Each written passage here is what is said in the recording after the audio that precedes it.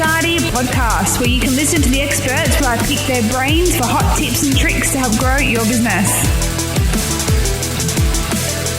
Thank you to our major sponsor, BookIT Bookkeeping, and a shout out to all our members, with a special mention to So Beautiful, who provides all the gifts at our WBS networking event. We're here with Karen Kennedy from BookIT Bookkeeping. Thanks for joining us today, Karen. Hello.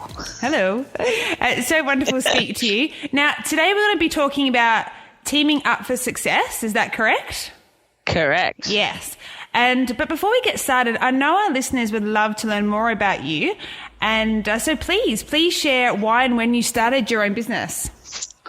All right. BookIT started back on the 1st of July 2009, and I guess I started it out of being sick and tired of working for the man, 80, 90-hour weeks where my love and passion for numbers was evident and I was working really, really hard, but there just wasn't the reward and there wasn't the satisfaction there that I wanted. I guess I saw, the bosses living the lifestyle and I was the one slaving every day doing all the work, and the appreciation and just the reward wasn't there.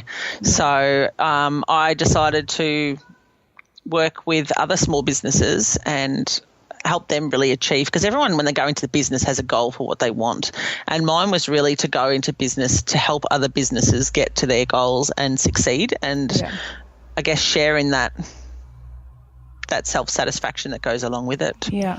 So what were you doing before you started BookIT? Were you an accountant or bookkeeper, or what were you doing? I was a numbers nerd. Yeah. Look, I did accounting at high school. Yeah. Every job out of high school, after that, I was an accounts clerk, then an office manager, finance manager. Then I ended up financial controller for a multinational company. So everything I've ever done has always been numbers based, whether it was in a junior position all right through to senior positions. So, definitely numbers is a thing in my family. My sister's an assistant accountant and dad's good with numbers and mum's good with numbers. So, there's definitely a numbers gene in our family. Yeah. So it's interesting because some businesses, they don't always, stream from what they did beforehand. So I was speaking to Carolyn last week, and she was an accountant, but now she's a kinesiologist. So completely different field. So it's always interesting to see whether, that's a continuation of or you found something else that you enjoy. So you definitely carry many, many years of experience, and just not from the day that you started your business. Yeah, look, I've been doing this for, I don't know, shows my age now, I suppose, but I've been doing numbers for 20 years. It's what I've done ever since school. Even at BookIT now, we're a team of 5. We've got almost 100 years of experience between the 5 of us, which makes us sound really ancient, but we all just love numbers and love what we're doing. And that's why you start a business for yourself. I think you have a passion for something, and it can be something different than what you've been used to. Emma, a good friend of mine, which Emma Manane from At Wholesale to You, she's the same. She was an accountant and now she does promotional products and apparel. So some people definitely have a change of tact as what they're doing, and others stay on the same course. But I love it. I wouldn't want to do anything else. I had a brief hiatus from it working at a bank, and that was good. Still numbers, still money, but ended up back in it. I couldn't stay away. Well, it's a good skill to have when you're running a business if you're good with numbers. Could you share from your side of things how BookIT bookkeeping is different to other? Look, I think the main thing for us, and part of it, obviously, we rebranded at the end of last year, which was to really portray our message more with our new tagline, which is "We feel your success." Yeah. I love nothing more than seeing a business just absolutely smash it. Yeah. We've worked with Jane from Preserved and Pickled, for example. She was making jams and chutneys in her house, and now she's got a store in Hoppers Crossing. Like, I love that. When people hit their goals, we really feel it. And likewise, when people don't, get to where they want to be, or we've had a client recently that had to unfortunately close down, and I was in tears. I hated it. Yeah. And it's just, we have a genuine passion for what we do and for helping and seeing other businesses reach their goals, whatever that may be in their business, whether it's, not everyone wants to be, a business with staff, or they may be completely happy working on their own, but we still want to see them get to exactly where it is. Because when you start your business, you've got an end game. There's something you want. And we love being part of that.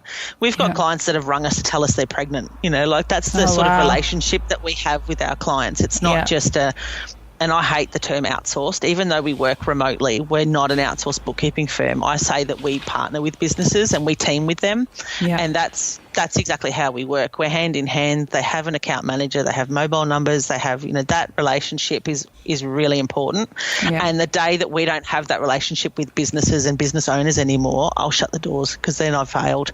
That's not what we're about. We're really about working with businesses through the tough and the good times and the bad times. It's, we don't want to be there just for the ride when they start getting successful. We want to be there from the absolute beginning to help guide that process so that they really understand their numbers and don't make a decision that could see them be one of the statistics of a small business that fails. Yeah, yeah. And, there's so many competitors in every industry, out there. And I think you need to have that edge in business. You do care. And it's not all about the money side of it, No. Like we've got a company at the moment that keep ringing and wanting us to outsource our work to the Philippines for $5 an hour. And I'm not about that. I hire local people and I use local businesses, because for you to expect your community and your networks to support you, you have to support them, And that's why, people, they'll go, oh, you can get it so cheap on Vistaprint or something like that. I'd rather have someone like Emma do my work and know it's local and know that you're keeping your money in the community and that you're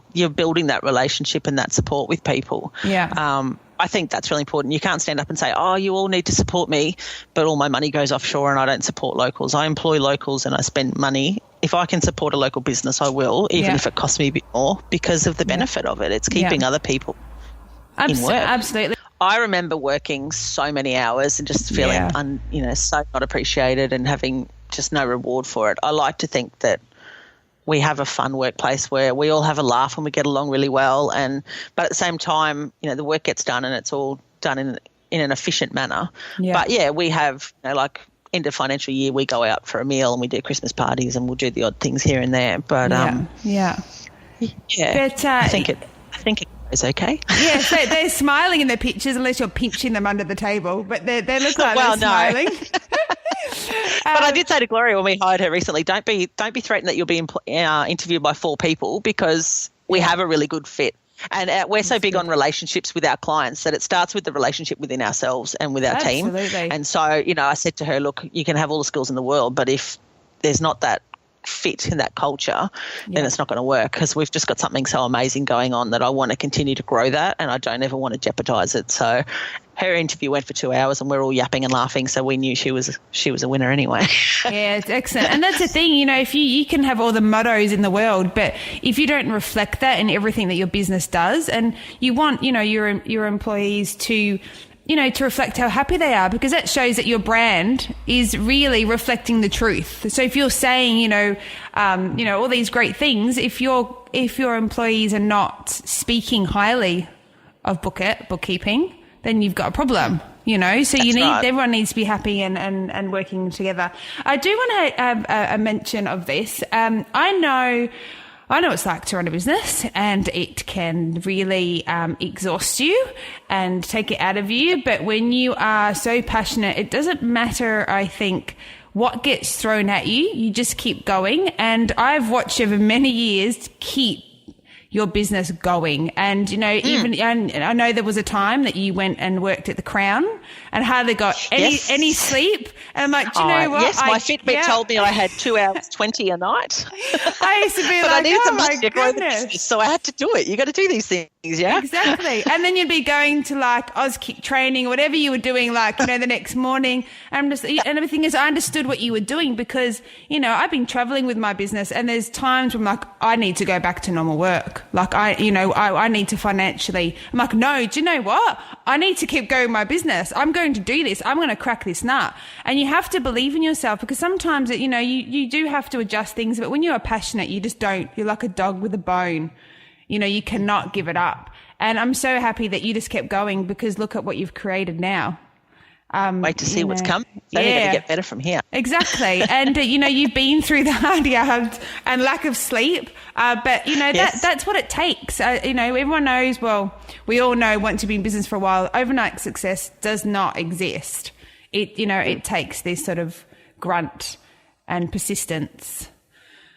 Absolutely. I think you just, as I said earlier, you start a business because you've got a goal. You've got something that you want to do, and you've got a passion, and it's just sometimes you've got to take a step back and look at what you've done, because it's so easy. Everyone just focuses literally on their bank account. Oh my God, I've got no bank. I've got no money in the bank. I've got no money in the bank. I'm not doing very well. Yeah. And look, I've been caught doing the same thing sometimes, and I step back and go, well, I've been self-employed now for 8-9 years. I employ 4 people. We've got, we're about to crack 100 clients. That's actually a good thing, So you've got to sort of take a step back and look at the bigger picture. Yeah. And not just focus on one minuscule thing such as a bank balance, Yeah, exactly. Even though it is important, it's not the be all and end all. No, exactly. And especially during the growing stages, there's certain, things that you're going to have to pay, to set up certain processes in your business. And, and as you get bigger, like now, I've noticed my cost has gone up because I've introduced a magazine, a podcast. These things cost money. You do have to spend money to make money, and that's obviously not my saying. That's something that's just said in business. But it's true, and as you grow, you need to implement new things. But I want to get into our topic, teaming up for success. And I want you to take it away and share all that valuable information inside that head of yours, Miss Karen. Wow, yes. Well, some people might have heard me talk about this at one of the functions we had a few months back, but it's very much about focusing on what you do and getting external help for the things that you may not necessarily be good at, or you may know how to do, but it takes you a lot longer. In the beginning stages of a business, you very much are budget focused, cash flow focused, as you need to be. But at the same time, you need to look at what you could have someone else take care of for you to enable you to grow your business, aka bookkeeping. I believe that people from the beginning need to have a bookkeeper, even if it's just for guidance and a bit of assistance. So many people start a business and they just chuck everything into spreadsheets. And when you talk to them, they're stressed because they're spending so long typing everything into a spreadsheet, but they don't know what their profit is. They don't know if they're making money. They don't know any of that. And it's really hard to know where you're going if you're not tracking how you're going as you're going along. Yeah. And I think too, with the bookkeeping side anyways, people tend to think, I can't afford a bookkeeper. It can be really, really very cost effective, especially in the beginning when you don't have that larger size business. It could be as simple as, $100, $200 a month, which sounds to some people like a lot of money. But when you look at what your time's worth and what you could be doing instead of spending 3 or 4 hours a week plugging figures into a spreadsheet, you could be out getting another client or, making triple that. And so for me, teaming up for success, and I didn't learn it early on, I should have, but having somebody look after my social media, my copywriting, my website, even at home, I have a cleaner that helps around the house and that sort of thing. It's just, I want to free up my time to work on my business and my clients, and that's where I team up with people that are experts in it, that I don't have the time to do it and I'm not very good at it. I always say to people, I do numbers, not words. Yeah. And that's where, when I need things written, I will talk to Tegan, for example, and just verbal to her everything that I want to say. And then I'll go and work and come back and on my email is exactly what I wanted to say. And so for a small amount of money, I've had an expert write it. It sounds much better and I've continued on my way. Yeah. So I'm very big about people sitting down with what their business is, what skills they don't have or perhaps don't want to do or not sure how to do, and see who else can help you along that way. Yeah. Because to be successful, you'll find that most business owners have, for that word that I don't like, but they've outsourced some of their business to other people. But it's because those people are experts. They'll get it done in a third of the time and it'll be done right. Yeah. And that's what I say to people, us, like I said, we're nearly 100 years of experience. We know what we're doing. Yeah. It might take you 5 hours. It might take us 1 hour. So why don't you just spend that little bit of money and go and do what you need to do? Exactly. And let us take care of that side of it. Yeah. And just to add something to that, there's only so many hours in the day. And, it does get to the point. Now, everyone's at different stages. If I look back, if we all look back, what it was like maybe 5 years ago, 4 years ago, whatever in business, it's different. It changes. But there's only so many hours in the day. So when you want to be adding a new project, well, if you're already fully packed, how are you supposed to have time to work on a new project or have any space to even breathe or have time with your kid? When your bucket's full, your bucket's full. Exactly. And I really encourage someone to just try and outsource just one thing. Maybe it's cleaning, maybe it's copywriting, whatever, and see the feeling it actually gives you, because it's like release. You know, and it is. I think for a lot of us, we start with wanting that control. I remember one of my first businesses, I said to my husband, don't you touch this. You're not going to take any credit. Not one button, not one update. And he used to be, my goodness, Kay, you need to get over yourself. It's like, no, I need a sense of achievement. You're not touching this. Yeah. Now I'm just like, oh my goodness, you need to take the audio. You need to do this. Can you edit that? I don't want to see anything because I have to now work in the magazine or I have to go do this. I haven't got any, there's no time. There's no time for ego. There's no time for achievement. I just want to help people. So my ego's gone now. and I think you're right too about the personal side. Like for me, my husband works full-time, I work full-time, the kids are in school, the kids do sports. So when we have free time together on the weekend, I want to be able to go to the park, go on a picnic, football. I don't want to have my head in the shower trying to clean and spend the time that we have at home cleaning. I would rather spend a little bit of money and have somebody look after that. Like today, literally, I came home and my cleaner's been today and my house looks phenomenal. Yeah. I don't have to worry about it now. So I get to spend time with the kids. Yeah. So that's the thing that gets forgotten too. A lot of people go into business and they're so focused on getting this business and they're spending so much time on it that they lose their personal life as well. We've had people tell us that we've saved their marriage. You know, I had a client just the other week say to me, my wife and I went out for dinner. We haven't done that in 3 months, you know, because we now take care of that for them. Instead of them spending their nights plugging invoices and receipts into their systems, they're out having dinner. That for me is the whole reason why I do what I do. I love that someone has said to me, we've gone out for dinner. That's awesome. Yeah. It's a mental thing as well. I think, you know, it's easy to say to someone, oh, look, just hire a cleaner. I mean, that can really, really bring up a lot of things in, especially a woman, and it can come down to, you know, it means I'm not good enough as a mother. I should be able to handle everything. I need to be the Stepford wife. I mean, the guilt of spending the money and the guilt of actually not working in a proper job. All these things come up. Being self-employed is a hobby. Oh my God. How many times do you hear that? Do you know what? Seriously. I want to go back to working 40 hours a week because somehow I want to work 100 hours a week. I get it now. I have this now. I go to people and people say, what do you do for a job? Oh, I'm a bookkeeper. Oh, do you do that from home? Yeah. And I'll be like, oh my God. I'm actually in an office. Oh, what are you in an office for? Well, I've got staff. Oh, do you have clients? Yeah, we have about 100. Oh, wow. Like it's that unconscious bias that people seem to think we're all in tracky dacks sitting on our couch doing books. Oh, do you want me to tell you? That's not how it is anymore. Yeah, do you want me to tell you? This is one of the reasons why I started Point Cook Mums a Business years ago because, and then led on to other things, is I actually would get extremely angry when I would go to, let's say, a party, an adult party, and someone would ask me what I did. And I explained, I had 2 businesses at the time. And you would answer the question and you sort of get this sort of reaction like, oh, so you run your own business. Oh, that's so sweet. I'm like, so sweet? Are you kidding me? This is not so sweet. You're a lady of leisure. And I just thought, you have to be kidding me. And I wanted to fight for women to put all these women on a pedestal and say, do you know what? Look what we're doing. Look at these amazing. This is not a joke. This is not funny. No. I'm going to dedicate my life to just proving a point of the talent that these women have. And you didn't just start a business. You're a qualified bookkeeper. You've decided to take the risk to run your own business. That takes more guts and balls and whatever you want to call it to go out and do it yourself than work for someone else. And I'm sorry to anyone who works for someone else, but it's true. You're taking a risk on yourself. So, I get angry. I get so angry that to make a woman feel like that, who the hell are you to make someone feel like that? That's my 2 cents anyway. No, I agree 100%. Yeah.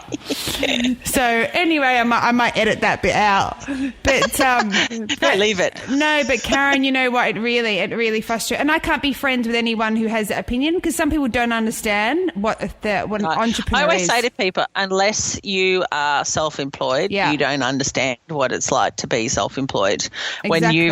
And it's not even disrespectful to them, but if they've been an employee their whole life, like Friday, for example, I was home in bed all day with a migraine, so I earned $0 that whole day. Whereas if I was an employee, I would call in sick and I would get paid for the day that I was asleep all day. Exactly. So they don't understand. That's why yesterday was public holiday. I was in the office working because I had to catch up on the work I didn't get done on Friday. So it's it's a whole different mindset, and it's about even taking a holiday. People go, why don't you go away? Well, for that week I'm away, I'm not earning any money, and I've had to pay to go away. So it kind of costs me twice as much as somebody, because you know what, you get paid annual leave while you're away. So that's a pretty easy call for you. Yeah. So yeah, it's a different mindset altogether, that's for sure. Exactly. And that's why groups like yours that, you created years and years ago, that's why it's so good, because everyone's on the same level. Some people, have been going longer than others, but at the end of the day, we all still make money out of ourselves working, not any other way. So and the thing is, you never stop learning. I don't think it doesn't matter what level you are in business. Even Richard Branson's level, we can't get any higher than that. They're the ones that read the most amount of books and spend the most amount on personal development. They are learning every single day. So that's just the way it is. You just grow, as a person in business. And he's the perfect person to read. He had the quote about, it's not about your clients that make your business, it's your staff. If you look after your staff, then your clients will be looked after. And it's that same, he's very switched on business person. Yeah, exactly. Yeah, exactly. No, but I think it's also a cultural thing, or a mindset in people, because I find when I speak to the Swedes, because they're very much about, startups and entrepreneurs, you get so much respect from them. They're really interested. But then I might speak to an English person or Aussie, and it's just the way that we sort of see that world as being, you can work at home, and it's really, I don't know even where it came from, just the way we're sort of all brought up to think that that's valued less. So definitely between different countries, I've noticed how they react differently to that word being, business. Yeah, I think too, a lot of people tend to think, and look, bookkeepers are one of those ones that a lot of people went into bookkeeping because they did stop work to have children, and they thought, what can I do to work from home? And it was one of those jobs that I guess a lot of people did go into that way, but it's certainly evolving as the years go on, and with the tax office making it so, you have to be registered BAS agents, and things have got to be so much more legislation. You got so many more rules and regulations to follow. It is definitely changing as to what that role is now. But certainly people, that's when you were self-employed, that's because you went to have kids, now you're doing something as you're coming back. Don't get me started on having kids. Seriously, I find work easier than the unpaid job of being a mother. That's the hardest job on the planet. I think we all go to work to just get a break, not a break for my kids, we love them, but absolutely. Just it's like I have a lot of opinions about power to the full-time mums in the room, but I couldn't do it. It's a full-on, that's probably a harder job than anything. It is. It's not, once again, given the respect that it deserves. But, when you're running your own business, there is, and I'll tie it back to outsourcing, what we're talking about. There is when you're running your own business, you are doing the marketing, you are doing the accounting, you are doing the every facet of a business, you own that department. You run every department. But it does get to a point that you cannot do that, and that's when you need to start going, okay, well, I don't have time for bookkeeping. I'm going to outsource that to this person. Well, because you're spending so much time wearing every hat that you don't get to wear the, am I making money? Am I profitable? Where am I going with this hat? And that's probably a really important hat to be wearing. But because you're so busy wearing every other hat under the sun, it can get forgotten, and then it does become monotonous, and it's a day-to-day grind. And that's where people say you go into work for yourself so that you don't have a job you need to run away from. Like, I love doing what I do. And I could never be an employee again, nor could I ever do anything other than bookkeeping. It's just what I do. But definitely you need to team up with other experts to really succeed in business. You need to have people that obviously you can outsource some work to, but even just people that you can bounce ideas off, people that you can vent to, just everything. You need a big support network around you, both paid and unpaid. Exactly. Even getting kids involved. I mean, I get my kids, they sit there and help me out with Hootsuite, like going through and looking at people's profiles, seeing if there's anything I need to share. They can sit there and do that. My other son can help with my other business, so you can get them involved in doing little things that just means you don't have to do the mind-numbing things that you don't want to do. My kids did at Easter. We had good old Suji from Light and Glow. We bought chocolate-scented candles from her for all of our clients for Easter so they could have a guilt-free chocolect. And we had 100 to stuff into envelopes to freight all around the country. So the kids were in the office stuffing them. They thought it was fantastic. They loved it. Yeah, exactly. It saves, it's getting them involved, and it saved me having to, stop my staff from doing their bookkeeping work to stuff envelopes. It's more, okay, the kids can do that so we can keep doing what we need to do. Exactly. And it's good parenting. They got a milkshake. It wasn't unpaid labour. They got a milkshake. Exactly. Unpaid labour. My goodness, you would have fed them that night and bought them a toy and whatever. They can work for free. That's it. Oh, goodness me. No, I think it's very handy. Wait till they become teenagers and they're really, really good with tech stuff. It's brilliant. Lots of free labour in this. They teach me how to use iPads. I don't know how to use them. It's crazy. Tech savvy. Let's do this, Mum. Jessica found something on the TV the other day. I don't even know how she got into it. I know, it's so crazy. She'll come in handy. Yeah, exactly. And teaching them about business. She's coming to work for me, so yeah. Oh, good. She's already said she's coming to work for me, so she can take over from me. Good. Right, so let's go back for teaming up for success. What other juicy bits have you got to share with us?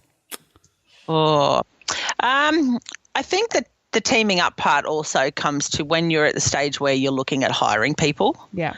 You need to team up with people that are aligned with your values and fit your business. As I was saying with us, we, between Marilyn, Mel, Laura, Gloria and myself, we're all very similar people. We all have a laugh. We get along. We've got the same sort of cheeky nature. And that's where it's important that I have a real love for numbers and I love what I do. And I've aligned myself with staff that also love what they do. We get a real thrill out of seeing clients get a new contract or hit a turnover. We had a client in Geelong that's been trying, it was her 10-year goal was to reach $1 million turnover. Yeah. And when she rang us to say she had, Marilyn and I dropped everything and went and took her out for lunch in Geelong because that was huge. That was something she'd been working towards. So yeah. I think for me to get the benefit out to all of our clients, my staff need to be aligned with everything that I'm aligned with. We all have a real passion for what we do. And that's one of the huge things about teaming up for success. To have a successful business, you need to have a successful team. BookIT wouldn't be anything. It is today without the people that I have working for me. Yeah, and it just wouldn't. Sorry, you just reminded me actually that how important what you just said about your team. And do you remember Cherie McKay spoke at an event, I think it was in 2015, it was about the 5 people you spend the most time with. Were you there? Yes. And so, you think about, when you think about that, you think about all your friends, the 5 people spend, but no, when you're running your own business or you're working in an office, whatever it is, it's those people that surround you. And, you need to have a really good team because they're the people that you're spending the most time with. So if you were around people that weren't motivated, were just late and, that's going to get you agitated. That means when you go and see a client, you're going to be agitated because your staff are agitated. Yeah, that's right. So you have to be careful with those 5 people, 4 people, whatever it is that are surrounding you every day. You need to make sure you're on the same page with Absolutely. all of that. And I think it also comes back to how you are. Even though, we have an office in Point Cook and the staff work there a couple of days a week, they also work from home and I'm very flexible with how they work because if you make it too hard for your staff to work for you, they don't stay around. Whereas school holidays, some of the kids are home, they're not in holiday care, things like that. The girls might work from home a bit more than normal. So long as the work's getting done, I'm not fussed.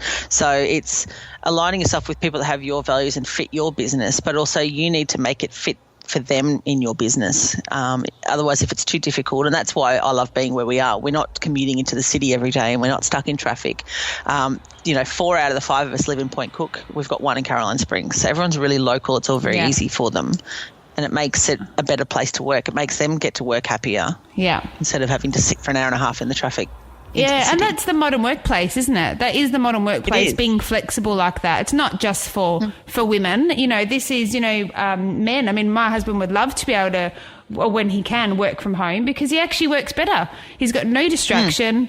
He can just sit there and get his work done. And that goes, for your staff. If it means they can stay at home and just get it done, they're going to get it done. That's what you want. That's it. So that's brilliant. Exactly. Yeah, you do sound like a marvellous boss. That's good. It's flexibility. That's brilliant. So it is. Do you have any tips for us? Any tips? Look, I had at my talk my 5 top tips for people wanting to grow a business. And the first one was always cliche, but it's so true. It's do what you love. If you're in a business and you don't love what you're doing, you just can't put that effort into it. Yeah. You raise your business a whole nother level when you're doing something that you really love. I left, as I said, for a while I worked at the bank and I did enjoy it, but I didn't love it. It wasn't what I really wanted. It's what I do now with my bookkeeping. That's what I love. And yeah, like you were saying earlier, you stick with it even when it gets hard. Yeah. I would love to say that every person that goes into business is just going to have this uphill, fantastic ride, but it just isn't true. It's a roller coaster, and the highs are really good and the lows can be really low, but you've just got to stick with it. If you're doing something you love and you know that you're doing it to the best of your ability, you just need to ride through it and stick with it. And life gets in the way. Life gets in the way. It's not just a business. It's life in general. There's things flying from different directions and you're like, you need time to work on your business. When things are happening, in sometimes your personal life, it's so hard to focus and it's a real push. You really have to push through that mindset to go, do you know what, I need to stay focused. But you might only have an hour in that day, let's say when you're building a business, to even give your business that time. And if that's all you can give it because you've got other things going on, then do that. Don't give up. I've seen people give up because someone in their family's got sick. Don't give up on your business. Just keep it going to the level that you can. Well, that's it. And being self-employed, you have that flexibility. Yeah. If you need to wind it back for a little bit, you can wind it back for a little bit. Yeah. But it's, every problem is an opportunity in disguise. Exactly. There's an opportunity behind everything, and it's just finding what that opportunity is. Whether it's, having some, you found that you're behind and you've got a problem with, your books. There's an opportunity there. Okay, well, if I get somebody in to do my books, what can I do instead that can help my business? And as I say, people, unless you're a bookkeeper, doing your books doesn't make you money. So you need to be out there doing something that will make you money. Go and get another client. Go and do a market on a weekend, or do whatever it is that you need to do to grow your business, to get that brand awareness and to really kick your business up a notch. Yeah. Because you know what? Sitting at home in your study plugging figures into a computer, it's not going to bring clients to your door. No. Yes, it helps you with your business, but it's not bringing work in and growing your business. And then I suppose one of the other tips I had was, which we were talking about, surround yourself with like-minded people at work and outside of it. Make sure that you've got positive, happy people in your life, not the negative Nellies that are going to drag you down. So true. It's definitely one of mine. And then the last one was never worry about the competition. There's so many bookkeepers out there for me that I don't worry about any of them. Yeah. I know what we're doing and I know how we do what we do and I know we're good at what we do, and it's wasted energy. You can't control what somebody else is doing, so you just need to let it go and move on. It doesn't help. You know what? It doesn't. When you go look at what someone else is doing, it can really frighten you. I've said that within the next 5 years, we'll be the bookkeeping firm of choice in Melbourne. Yeah. That's my goal, and I know that we'll get there. We're already, as I said, we're about to tip 100 clients. Yeah. We've got clients in nearly every state, where that's what my energy goes into. I'm not fussed about what the bookkeeper in my suburb, in the suburb over, in the town over, in the other states. I don't care what they're doing. So much power in that. I know what they're doing, and we've got our course, and we just stick to that. Yeah, and it's self-belief. When I decided to do this magazine, I had some people around me sort of say, you're already working 7 days a week. You can't do it monthly. This is too much work. I said, you know what? I'll worry about that. Like, I know what I'm doing. I'm strategic. I know I have a plan. You don't have to do the magazine. You don't have to interview the podcast. You don't have to do any of it. So all you need to do is support me, and I'll worry about the rest. And the thing is, you have to have big goals. I think when you're just so focused and so passionate, you make big goals, because that's what some of your competitors are not doing. That's the thing. And look where you've got now. Like I went to visit the Berwick meeting the other month, and it was awesome. It was so good to be there, because it was a room full of really good women, same as you have at Point Cook. Yeah. But that's what you always wanted. You always wanted to have more meetings in other suburbs, and it's happening because you stayed the course. Exactly. To worry about what another networking or, business people are doing, but I wanted to grow organically. The only reason we opened up in Berwick is because Karen was moving down there. I'm not interested in setting up these little groups for money, because essentially that's not the business model for WBS. No. That was sort of something that all my members wanted. So okay, so that's how, because I think when you're going to be business for a long time, you want things to really have a strong foundation. So I don't want 20 locations of 5 people. I want big groups set up that's like family. And then just to go from there. So, I think. And what you just said is true. It's the same with us. Even though we are trying to grow the business and I want more staff and more clients, we want clients at a rate that we keep the relationship Yes. with them. I love now. I've been in Melbourne since 2011 and I've had clients since then. I love that we've got long-term clients, and that's the whole idea. We want that when you start with us, you stay with us, because that's the relationship we build with you, and we grow with you as you grow. And as I say to people, it's always my tongue-in-cheek line, but you make more money, we make more money. You get busier, we get busier. It makes sense. We have a vested interest. That's what I say to people. Don't hire an in-house accounts person, because they're a staff member and they will sit there and get paid for the job that they're doing, but they don't have the vested interest in you that we have in you. We have, besides the legal obligations to make sure everything's right, we have a genuine passion for helping businesses succeed. Exactly. And that's different. Yeah. And that's why we say don't look anywhere else, just come to us. It was do what you love. It was stick with it even when it's hard. Yeah. Every problem is an opportunity in disguise. Yeah. Surround yourself with like-minded people and never worry about the competition. Yeah. And there was something that a while ago I was just reading, some books, and, sometimes when you read these business books, whatever, there's sort of lines, like the lines that you just said then, and they're just a few words. And when you're first starting out, those words are just words. But until you've been in business a while, those words have so much more meaning, like a story behind them.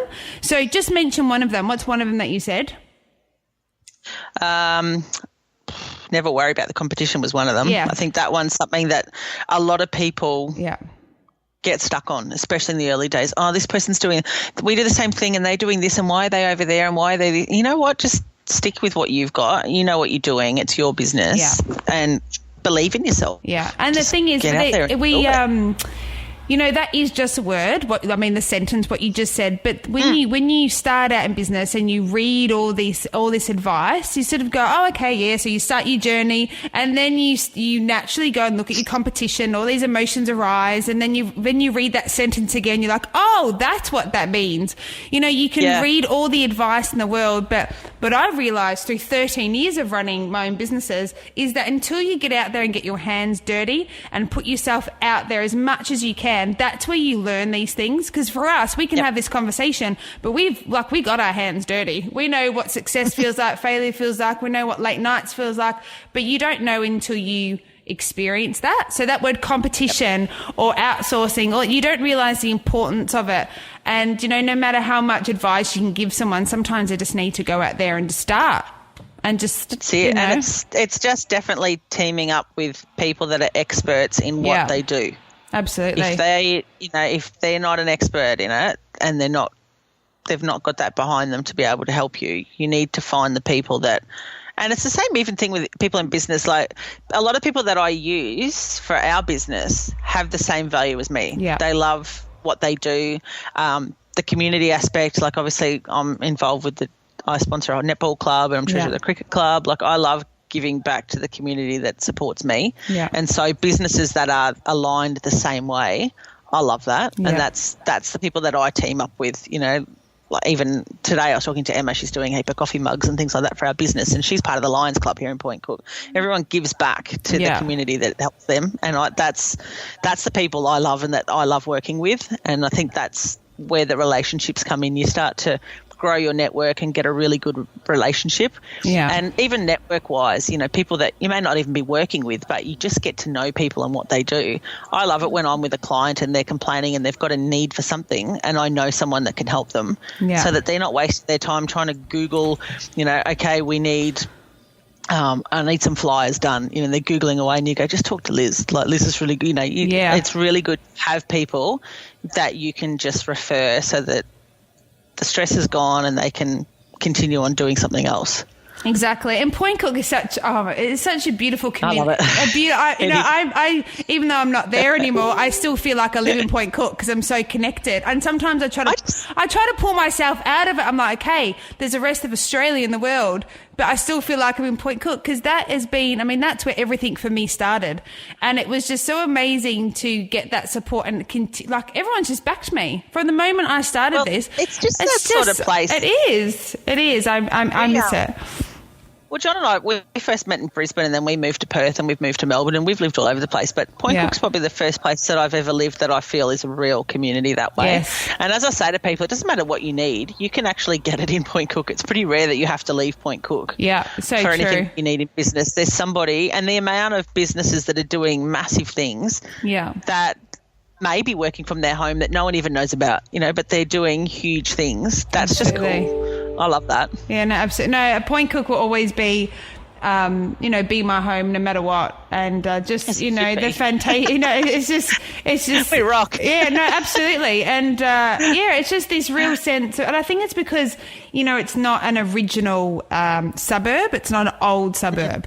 So everyone's come there, from somewhere else. And it's like when you go to a school, if everyone's new at the school, it's a new school, everyone wants to make friends and connect with each other because you might not have family close. So you want to, have that connection. So it is amazing. And, everyone still treats me like I still live there, which is good because it makes me not feel homesick. Yeah, everyone just pretends that I'm there, which we did.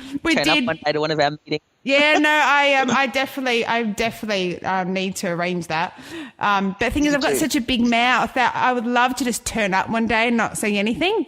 But I always love that shot on the aeroplane. I just have to make sure I hide it from everybody and just turn up. No, I definitely need to do that. Now, I'm going to go into, we have some questions from some members. Let me bring this up.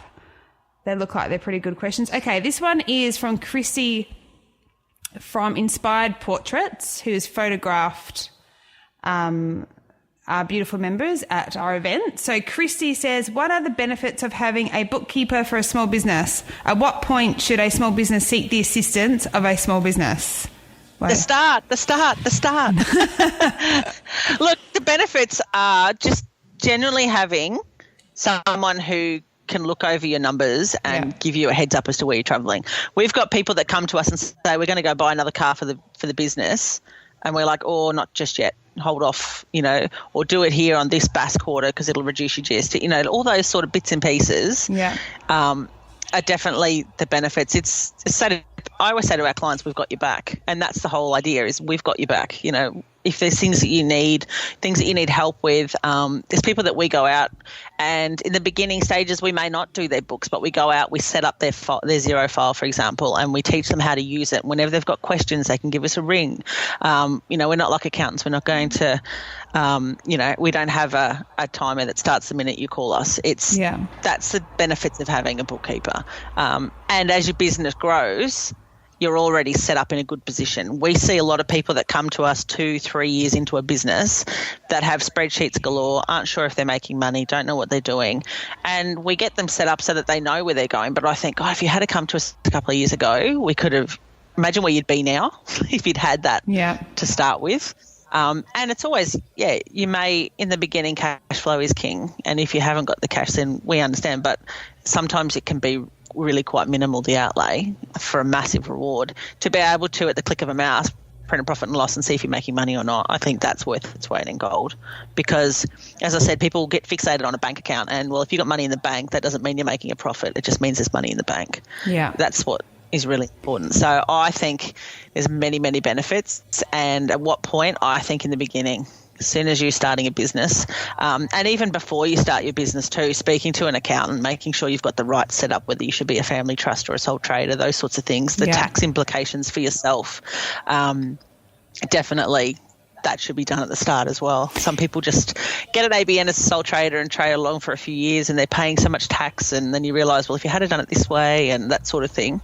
But it's never too late either, having said that. If you're a couple of years in, it's not like it's too late to see someone. But definitely at what point I would recommend would be in the beginning stages for sure. Well, it's like when you start a new, let's say you want to get a body for summer or whatever your, let's say your body goals are, there's no point having a goal, starting in the journey, and then go, hold a minute, why am I not losing weight? Well, you didn't give yourself the right information. You didn't have the right tools for that to even come true. Well, so that's it. And if you set the right systems up from the beginning, that's the big thing. It's about, we say, and it's tongue-in-cheek, but it's streamline, automate, dominate. And it is simple. If you streamline your accounts, get the systems set up and make things as automated as possible, as your business grows, the workload doesn't necessarily have to increase because everything's already set up the right way. Exactly. And that's Yeah, so I always that's one of say the, you have the to benefits. give. I always say you have to give your business the respect it deserves. Yes, Because if you absolutely. are starting anything, it doesn't matter what it is, when it's having kids, whatever, you It'll need. bite you if you don't. And absolutely, and you're just wasting your time, and that's when you fail, because you end up plodding along for 6 months to a year, depending how long you can sustain not making money or whatever it is. Yes. But if you can start with the right tools, then you just, you're giving yourself a really strong platform, a strong foundation to run a business. You can't run it on rocky ground. It does not work that way. There has to be something underneath you. And I think especially with the numbers, for a lot of people, they're starting a business and they're investing their money. Now, you want to make sure that you don't want to put money down the drain. You want to make sure that you're going to be able to make money in your business and return that investment. So, absolutely. There's some systems too. It's making sure that you've got the right system for your business. Yeah. We use Xero, MyOb, Reckon, QuickBooks. We use all the programs, and they all have their pros and cons to them. And the thing I love too is, especially with something like Xero, you can have a cash book version, which is a very small business one that can start from, if you're not GST registered, it starts from $10 a month. Yeah. And that helps automate and get rid of your spreadsheets. So, you can start with something as simple as that and grow as you need to. A lot of the programs now are feeding into your QuickBooks, they're feeding into your Xeros. You can get your website sales to feed in. We've got people that have got inventory online that feed into their accounting packages. So if you get all that set up in the beginning, it may only be feeding through 2 or 3 sales, but when it starts feeding through 100, nothing changes. It all still keeps ticking over nicely and you can keep working. Yeah. You're not trying to all of a sudden add another 50 things into your spreadsheet at the end of the day. Yeah. Right. So we've got another question from Emma at Wholesale to You. So she says, what can you automate to save time rather than having to manually do data entry? Oh, you can automate almost anything. Yeah. I'm very big about integrating. So a lot of websites integrate into your accounting packages. We integrate in people's PayPal. Afterpay is now a very popular thing that a lot of people are using. We can have that integrate in. eWays, we can have eBay stores, all sorts of things. People can use for their calendars, things like Timely. We've got people using Workflow Max. There's so many other programs that people are using. GeoOp, for example, a lot of plumbers in the field, they come to your house. They do what they need to do. They do an invoice on an app called GeoOp in their iPad right there, and then they email it to you. And as soon as they hit save, it goes straight through to Xero or to QuickBooks or whatever they're working on. Okay. So there's a lot of things that you can automate rather than having to manually do the data entry. And that's where having your bank feeds and things like that coming through, you can instead of having to add in all the bank statement lines, you can have that automatically come through to your program. So that's another thing that saves a hell of a lot of time. Yeah, I love that. Right, next question from Emma is, does Xero have a budget section? How does it work? Yeah, Xero does. In the reports area in Xero, there's a thing called Budget Manager. So what you can do is put in basically your budget for the next financial year. So per month, how much you want to make in sales, what your expenses are, your rent, your wages, your overheads. You can have a formula. You can change it yourself, or you could have it saying, I want to increase my sales 5% every month. So when you put the first figure in, it will automatically increase them all by 5% every month over the next 12 months. The benefit of that budget manager is that you can then run a profit and loss saying, okay, what's my actual versus what I budgeted?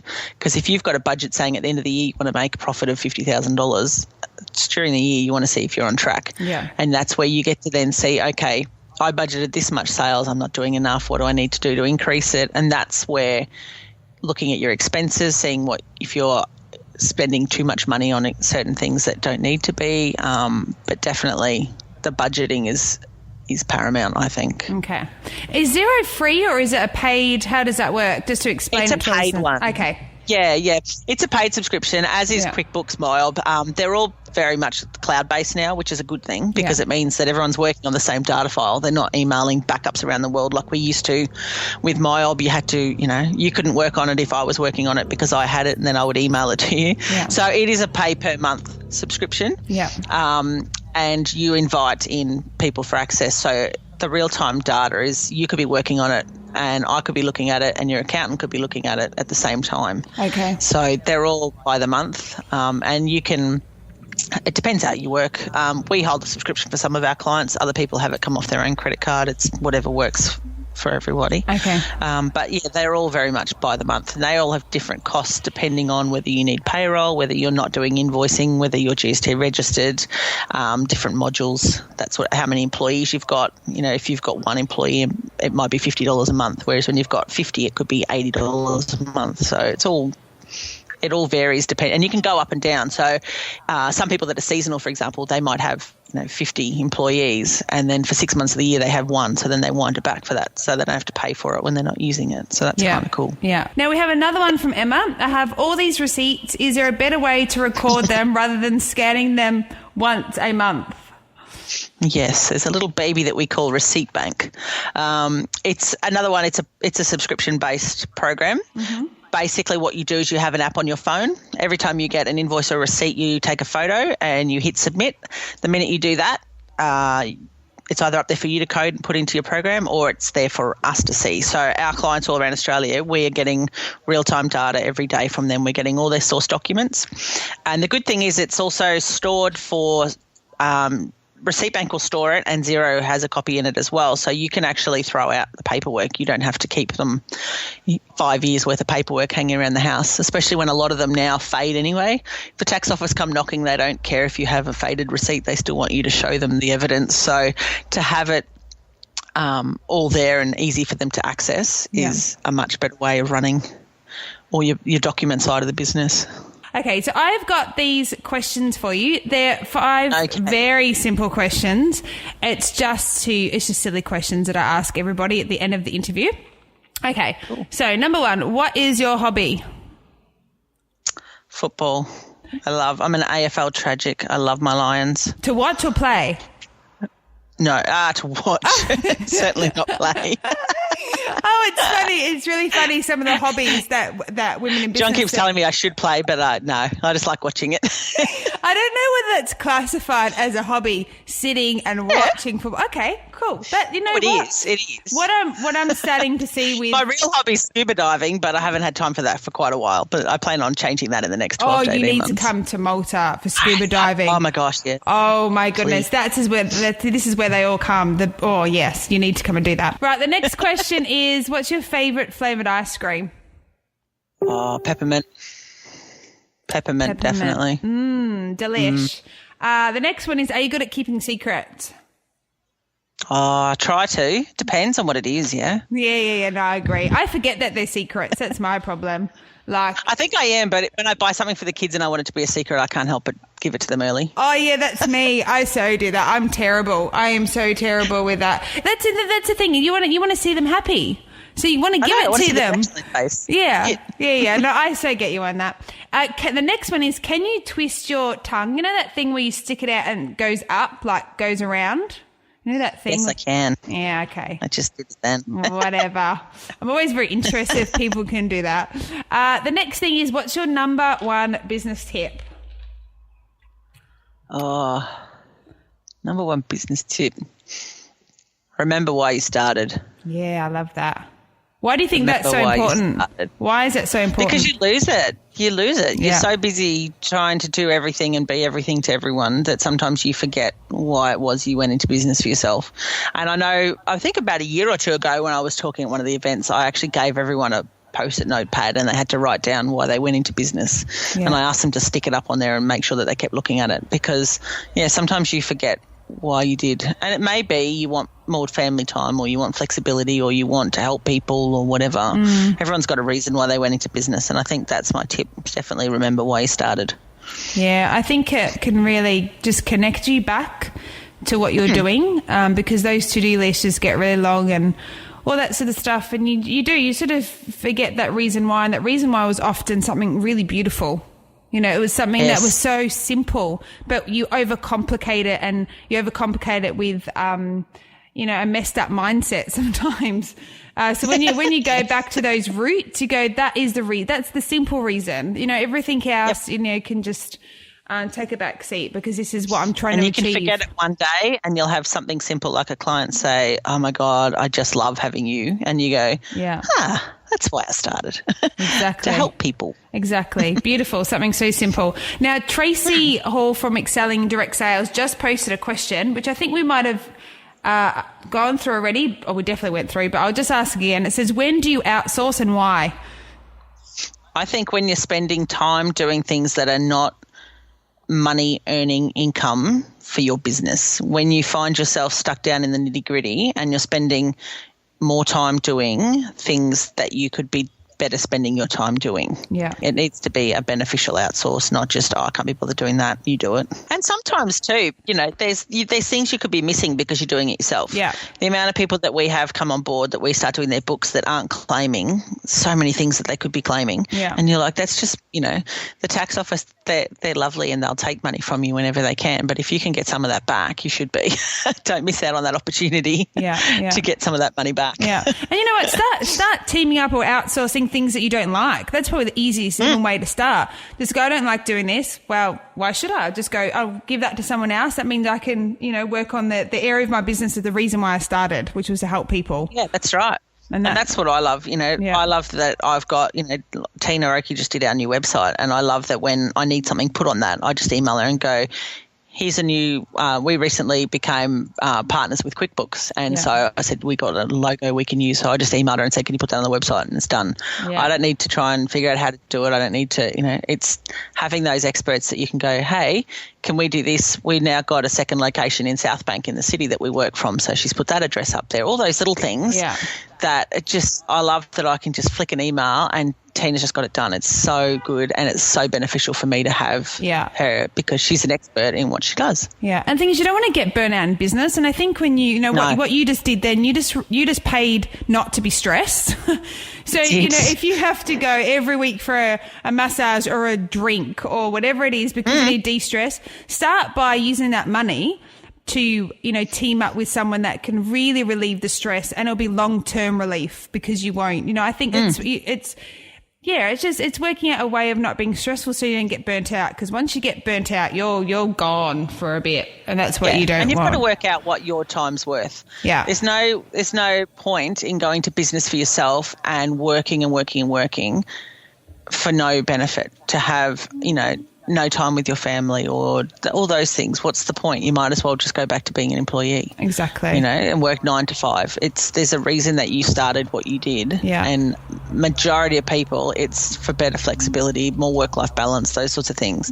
And when the work-life balance starts getting kicked out of more towards work and not life, then you need to look at who can I partner with to make this business of mine better. Yeah. Yeah. Well, achieving success together is what I love to say. It's a joint effort, and in any way that you can do it. You cannot do it alone. It's not possible. No. So leave that ego, whatever it is, at the door, because it's not a good idea. Well, Karen, thank you so much. Thank you. And hopefully people pick up some of these tips that you've shared, and get onto Karen. Is there anything you want to say just to end this? Anything? Oh, look, I think it is pretty much what you just said. Yeah. But if people have questions or want to know anything about bookkeeping, drop me a line. I'm not. I always say to people, please email me, purely because a lot of the times when I'm with clients, I don't answer the phone. So phone calls are a lot harder for me to answer. But if there's just something you want to know or you want to have a coffee and have a chat, more than happy to. I always say to people, we always meet, we give people a free 1-hour consultation anyway. So the first meeting, I'm more than happy to go through how you're doing, what you're doing, let you know some things that we think could help. Look at what programs you're using or not using, all those sorts of things. I'm more than happy to meet with anybody and just, see if I can add any value to them and help them along this lovely little journey we call self-employment land. Actually, I just thought of one last question because, with bookkeepers or anything new that you haven't experienced or worked with before, is there a sort of a common fear for business owners to not, make that initial call to a bookkeeper? Do you think I think a lot of people, first of all, think it's going to cost a lot of money, which is just it's not correct at all. And secondly, I think it's about the negative connotation with the word outsourced. I hate it. And because to me, when you say outsource, it sounds like you're giving away control. You're not going to have any idea what's going on. Okay. And that's why we say we partner and we team with businesses, because I always say to people, we're in the trenches with you every day. Yeah. We're part of your business. We're an extension of your business. We're your accounts department. We're not an outsourced. Outsourced to me is the $2.50 Philippines outfit. That's outsourced, and I'll never, ever do that. Yeah. But yeah, I think that sometimes can be people's, or some people also think, I'm not big enough to need a bookkeeper. You know, whether you're a sole trader and you're on your own or you've got 20 staff, I think there's a place for every business to have some discussions around their bookkeeping and how they're doing it. Yeah. I think that first step, you know, just I think for people just to know it's that simple. You just make the call, you just meet together. Or if you're in a different state, you'd probably just do that over the phone, I guess. Do you do? It depends. I do go a lot to I do travel quite a bit. So yeah, if people are in other states, then I'm more than happy to meet them in other states. Yeah, and then just have a chat together, and then you sort of go from there, see if you both want to work together. You know, sometimes you can meet with people you think you want to team up with and it's not a good match. So, you know, those initial consultations are really, really good just to see if you're comfortable. So there's no commitment, there's no nothing. I mean, I'm asking these questions because this is how I think, and I know that there'll be other people that think like this. Like, I want to know the process. I don't want to be sitting there, then I get like a bill for $100 because we just spoke for 5 minutes. Yeah, no. I always say we have a 1 hour consultation, which isn't strict by the clock either. I've had 2 hour consultations, but it's just a good chat about how you do what you do. Yeah. But again, it's like you said, it's the same with the fit, where if you want a bookkeeper that you don't hear from, don't speak to, we're not the firm for you. That's not how we operate. We're very much about working with you. I hate it when I speak to a business owner and they say, oh, yeah, I haven't spoken to the bookkeeper in a few months. I'm not sure if they've done this. Or I'm like, how? That doesn't make sense. You know, people entrust us, and it's corny, but they entrust us with their hopes and dreams. Like, we look after their finances for their business. It doesn't get any more emotional than that to me. And I think that's what's really important, is treating their business like it's my own, for that reason, that's their goal, that's their end game. Yeah, because you can save marriages, but you could also break them. Yes, this is it. You could, absolutely. Oh, goodness me. I hope not, though. No. Well, you do a great job, so you keep them together. You keep them together. Yeah. All right, I don't think I've got any more questions. Just as we keep talking, more questions coming to my head, so I should stop talking. Otherwise, I could keep talking to you. All right, so I'm going to say bye-bye and thank you, and we will chat again. How does that sound? I think we should do this again. Sounds good. Brilliant. Okay, bye. So that's it for this episode of the WBS podcast. I hope you enjoyed it. You can find all our episodes on iTunes, Stitcher, SoundCloud, or by searching for Women's Business Society on any podcast player. If you're a female entrepreneur, head on over to WBSociety.com to find out how you can become a member. Whilst you're there, check out the WBS magazine, which is full of tips to help grow your business. The Women's Business Society promotes, connects, and motivates female entrepreneurs. We look forward to seeing you next time. Bye.